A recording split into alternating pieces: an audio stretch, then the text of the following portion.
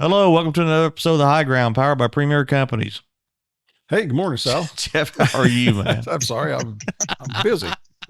we got our computers set up across the table here, but we got a returning guest on. We do. Our friend He's from StoneX. He's the most famous friend I have. He is infamous. Yeah, that's the word. I can't wait to hear this next question of the day. Josh Linville joins us from StoneX. And the last question of the day, we heard about old Rusty, his trusty Rusty pickup truck. Brings a tear to my eye. But this question of the day is: what is the best concert or event or festival that you ever attended, and why? Best concert. Okay, it may not be the best, but it's going to be the most memorable. Does that count? I figured that would be. All right. Hope you guys are ready for this one. I'm ready. So, my wife, huge Keith Urban fan. She loves Keith Urban.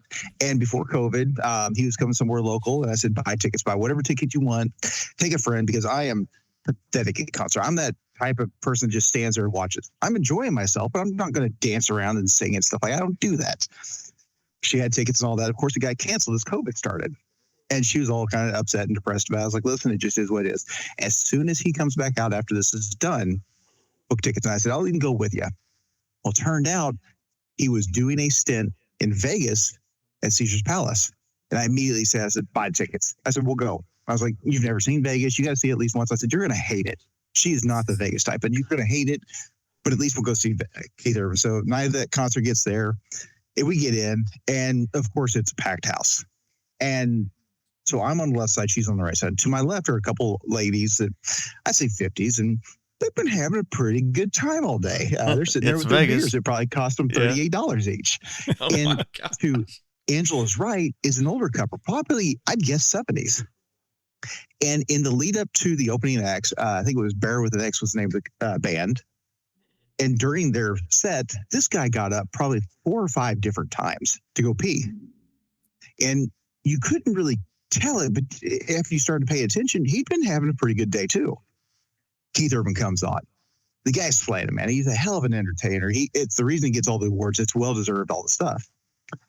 Well, after about an hour into the 2-hour set, this guy hadn't got up. No big deal. The guys to my left have been drinking, having a grand old time.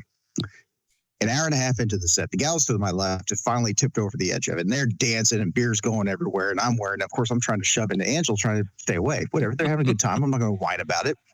And all of a sudden, she starts slamming into me, trying to push me over. I'm like, what are you doing? I was like, I'm trying not to wear beer. She's like, look. And I look over, and it looks like somebody's just kind of pouring beer. It looks like he's just standing there watching, and, his beer tipped over. I'm like, what? She's like, look. His drink... straight up and down. This dude was so drunk and refused to get up. He stood there and peed himself. No. His wife is sitting there looking at us with this look on her face like, I am so ungodly embarrassed. I am so horribly sorry, but I don't know what to do. This was the older couple? This is the older couple. And 30 minutes left in the set. And, that's the best part of it. And she doesn't want to leave. And so we're sitting there trying to, not stand in his puddle of urine, trying to finish the concert. So she wasn't going to be a fan of Vegas anyway. Great concert. He did a heck of a job. There's no way I'll ever get that woman back to Vegas. Oh, but that easily best concert ever. Did you man up and trade places with her? No, because she didn't want to wear beer either. Yeah. You could wear it or stand in it. I mean, it's, one was recycled, one was not. And I'm sure she didn't have her muck boots on. She had on her sandals or something like that, probably. The sandals got thrown away no more than probably 20 foot from the entrance of that concert hall. God. That's horrible. Oh my gosh. Oh. Well, top that one, Jeff. I can't. Leave it to Josh. I'm glad I can't top that one. I am too. Yeah, this is one you don't want to beat me in this contest, guys. Man.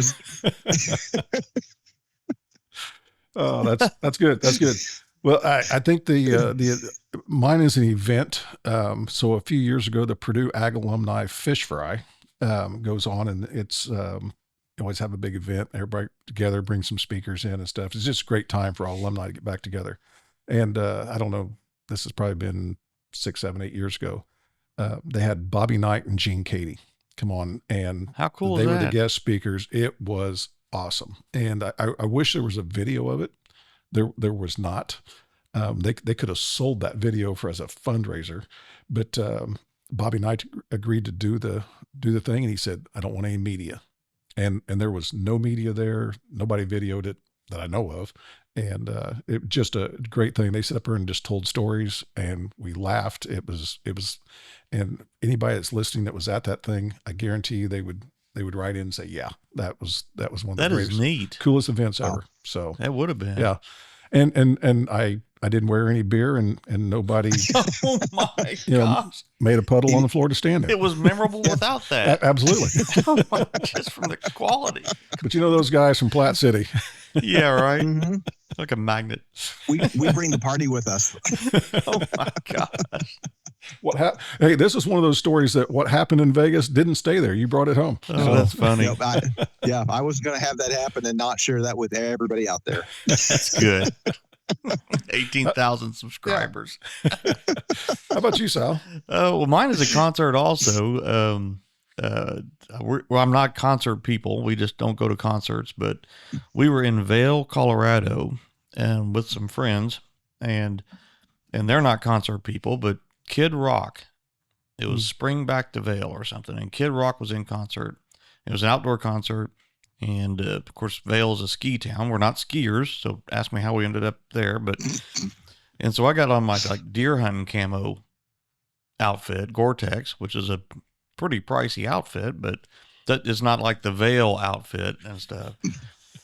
And we are out there, and we had the best time at this Kid Rock concert. You could get, 20 feet from the stage, and people, of course, I had one of those fuzzy fleece hats on, which again is not a Vail hat, but camo. And people were coming up to me, and they're like, "Cool hat, dude." And See, you were a trendsetter. I was a trendsetter. Yep. But we had the best time. That was the short version. I won't get into too much more, but we had a really good time. Couple of country couple out there, Kid Rock and Vail. Well, I'm glad awesome. we could make this lighthearted because now I want to talk Yeah, about now we're fertilizer. going to bring it down. So, Now the depressing part of this podcast happens. yeah, We can, Josh, Thomas, we can stop there. We can just, it's all downhill from here.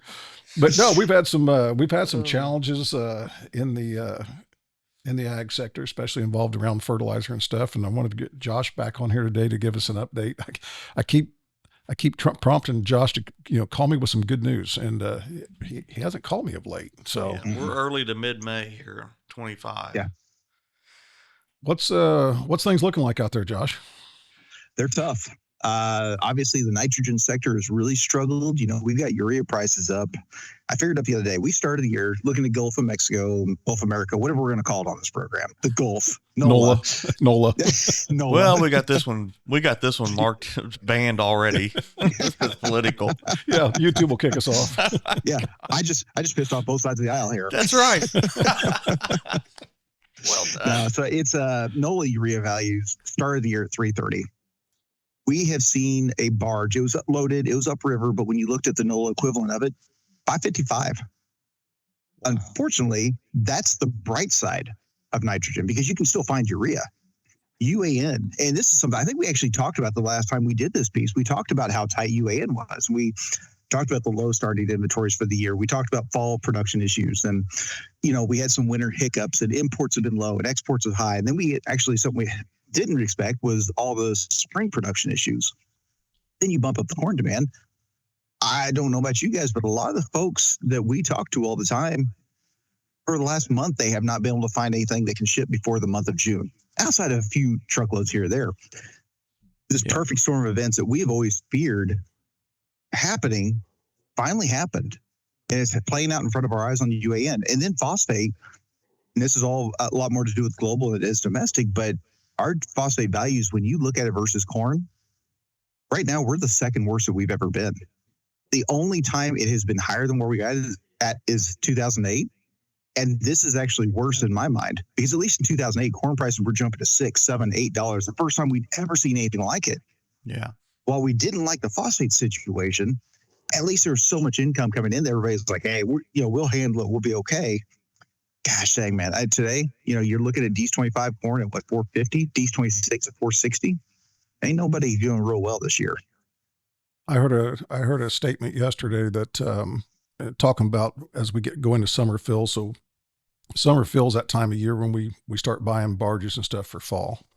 Mm-hmm. And there's not really a summer fill program, but there's when people start, releasing, hey, this is kind of we look for a little bit of a reset in prices. We go in, we buy our barges, get them shipped up, get them in the warehouse ahead of fall. And the statement was made that this summer fill price on phosphates, so we're talking DAP here, let's say, they will be higher than they've ever been. They were starting higher than what we did in the 08 run up. Yep. I didn't fact check that, but that's what I call you for Josh. Well, and that's absolutely true. And not only are we seeing it in rural areas, it's one thing to talk it and say, oh, this could happen, yada, yada, yada. We are seeing this on the futures market. Today, your NOLA barges for DAP trading somewhere in like the 540, 550 range.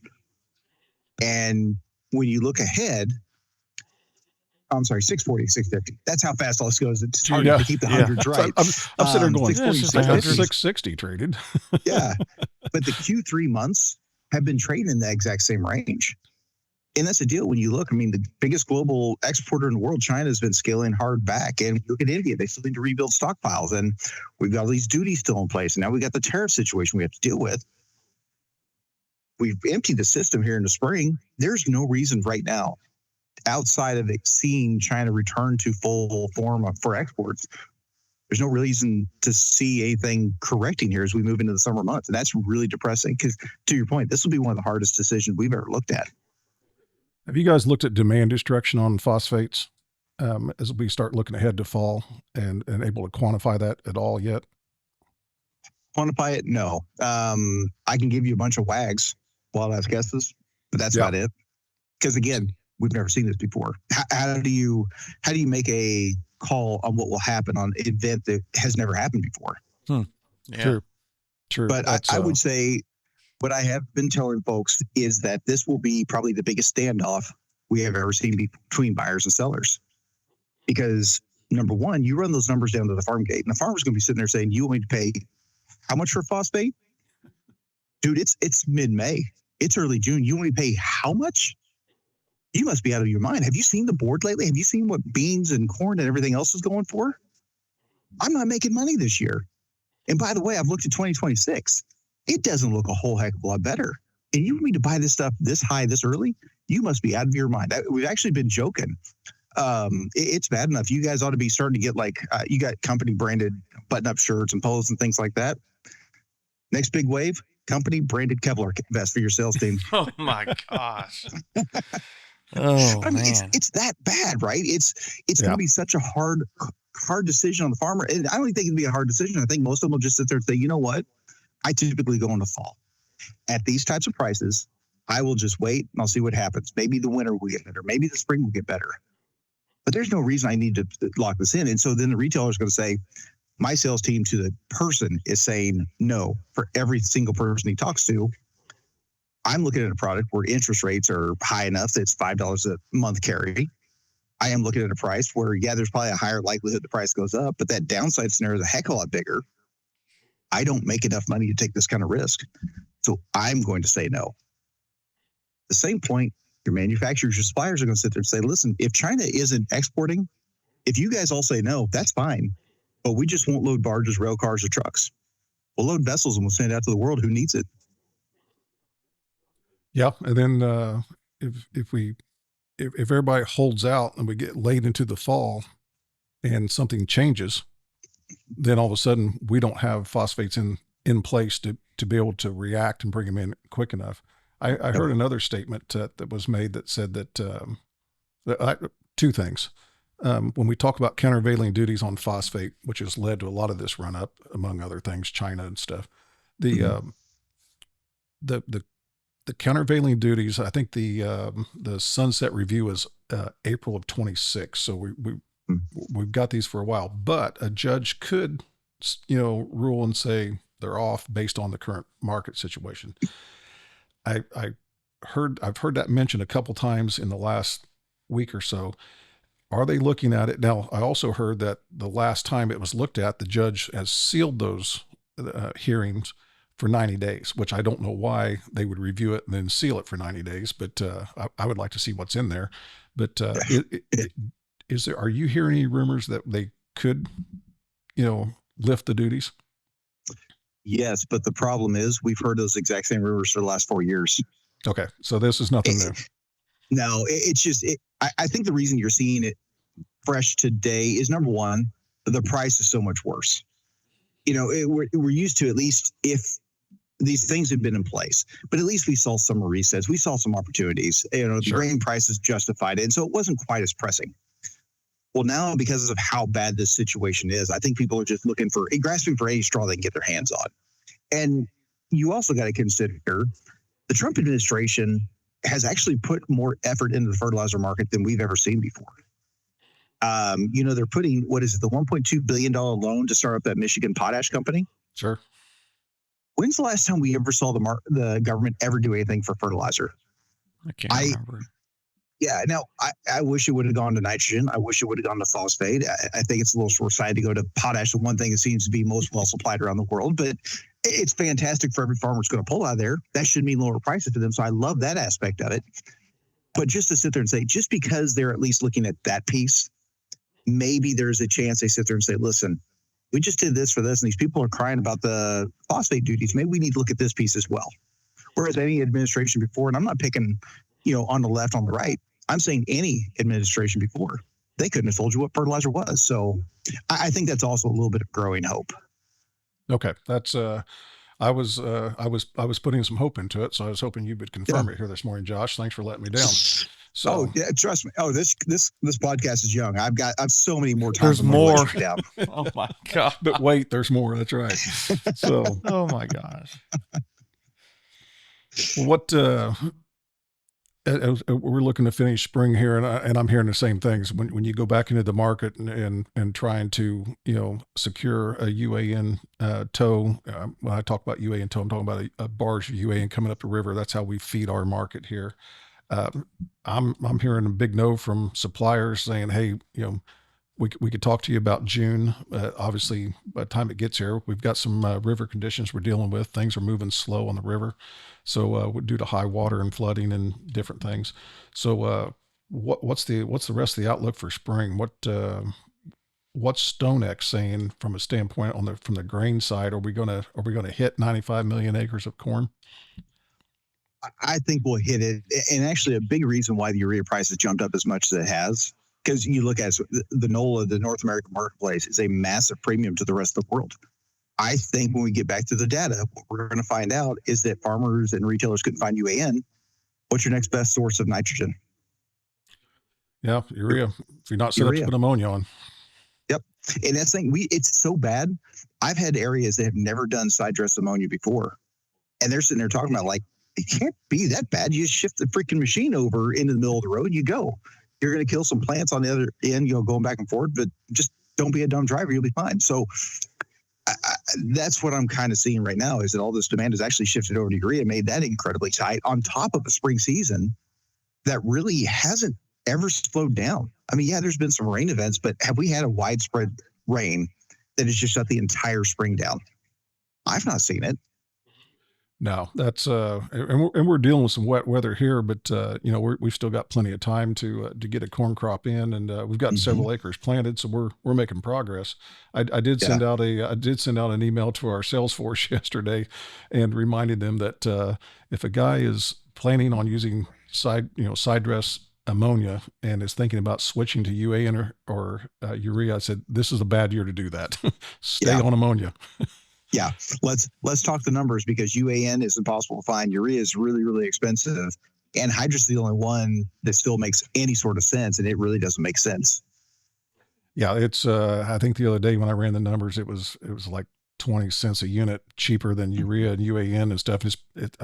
obviously it's more than that because the prices seem to go up daily, sometimes twice a day. So it's been a challenging spring to try to keep sourcing fertilizer and keep it in front of there. But I think we'll get through it. It's just going to be some challenges, and there's going to be some heartburn when because we've got farmers that are showing up and saying, "Hey, I'm ready to buy some nitrogen," and here in May, and they may not have this conversation since December or January. They're getting some sticker shock on these prices if they haven't been tuned in. Well, and I spent a lot of winter. And again, I think we ended the last podcast saying exactly this. You need to talk to your retailer. You need to talk to your co-op. You need to talk to your supplier. I don't care who that is. I could care less. You need to be having this conversation. And I think a lot of people just chalked it up to, oh, okay, he's getting paid to come on here, so he's going to try and back them. It's like, no, I'm doing this free of charge. I'm just trying to help out the industry. I'm trying to give you guys a heads up that there's something bad coming on down the road. And those people that had those conversations, even if they didn't lock it in, at least they gave the retail sector a chance to say, hey, I know these tons are going to be needed here for this guy. I'm going to get ahead. I'm going to get these locked up.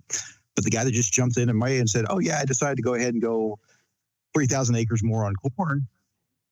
We got a problem, dude. Yeah, that's that'll be tough this year. Josh, this is all, we're not being real friendly to our listeners today as far as giving any good news. What are there any bright spots out there that you can highlight for us? I'm going to give you two. Awesome. Let's stretch out a little bit here. Yes. It's going to take some effort. This is a Deadpool maximum effort. So, number one, potash. Potash is still really, really well supplied. When you look around the world, the Russia, Belarus exports are actually above what they would normally be. That's a good sign. China continues to invest in Laos in order to build their production rights there. That's a positive sign. Canada production is going to increase. And when you look around the world, all supplies look really, really good. More production on the way. Yeah, there's going to be some demand growth around the world, but so far we continue to see supplies outpacing any of the demand. And so what that all means is that we continue to see a potash market that should be relatively stable and somewhat cheaply priced. It should be well valued. So that doesn't mean that there can't be bumps and rises and falls and things like that. But for the most part, volatility in potash should be relatively low, and potash should stay relatively affordable. Good. That's one. Number two is phosphate. Now, this sounds really weird to say this today when we're the second worst value we've ever been, but look ahead. High prices cure high prices, and it comes with new supply, new production, and we're finally starting to see those signs. Saudi Arabia is reportedly going into their phase 3 of production. That's going to add a few million tons of production per year. Morocco is going to vastly increase production. Now, they're going to focus on triple superphosphate, which stinks. We'd rather see DAP-MAP. But let's say they force those tons into India, and India accepts them. They're like, oh, okay, triple ain't so bad. We'll start using it. That reduces their reliance on DAP-MAP, and those tons move to the rest of the world. So all of a sudden, because you've increased the phosphate units, that still helps out the global S&D. Australia, there's a firm that wants to open a new phosphate mine about 1 million ton a year, about an hour south of Darwin. That's tons that they no longer need to buy. And the biggest one, I actually found an article this morning before we jumped on. It reminded me of it. Norway, they found a massive, massive reserve. And Jeff, I'll send this to you here later on the midday. But it points to like 70 million. What is it? 70 billion? It's just a massive, massive phosphate rock reserve. It's the largest one in the world. Yeah, it's shocking. They didn't expect to see anything there, but they're going to develop it. They're not going to do like Europe, who's been sitting there trying to say, no, we don't want to mine. We don't want to have typical production. Norway's like, yeah, we're going to do this. That's going to be like adding another Morocco, adding another Saudi Arabia. Wow. So years down the road, we see a better future for phosphate, a better price structure for phosphate. Unfortunately, we got to live through today to get to tomorrow. Absolutely. And that's what if you had some advice to a farmer today and he's worried about his risk going forward, what's some advice you could give him on trying to lay off some of this risk? Yeah. Number one, I mean, I still go back to having the conversation. The situation at home may not be quite as dire as some of the stuff that we see. Now, I spend a lot of time watching the world, watching the overall markets from a 50,000 foot view. The situation at home may be much better than what it may be globally. So number one is continue having those conversations, because it's so easy. It's human nature. When things get hard, stressful, risky, what do? We stick our head in the sand. We pretend it doesn't happen and hope it's better when we pull our head out. Don't do that. There are going to be opportunities. There absolutely will. But if you're not watching for them, how are you going to see them? So unfortunately, we got to have more conversations. We got to continue to have those conversations and watch and see what happens. And the second thing is, I still go back to this whole ratio perspective. You may sit there and say, well, this price seems high. I'm going to wait for it to go down. Or this grain price seems really low. I'm going to wait for it to go higher. That's what we all do. I can't tell you how many stocks I've screwed up because I held out for just a few more pennies, just a few more dollars, and that thing crashed on me. It's always those last little pieces we're trying to stretch for that ends up getting us. When we see a relationship where it's like, listen, if I buy some fertilizer or chemical or seed or whatever it is, and I can go sell some grain against that, and that relationship is profitable for me, that's a good idea. I mean, frankly speaking, if I could jump on here and say, listen, the potash opportunity is great. Buy your potash, sell your grain, sell your corn, and it's profitable. And you come back later on down the road and you're like, Linville, that was horrible. It was the worst mistake I made. It was the worst profit I made. But every decision you made was profitable. If you're sitting there complaining to me that your worst decision was profit, you had a great year. That's true. That is true. Good. The real quick, before you go, can you update us real quick? I don't know if you've updated your charts. You were talking, you talk about the bushels that it takes to, secure. That's like our 10-minute warning or something.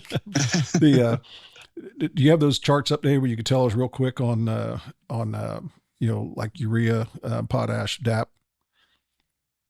I like putting you on the spot.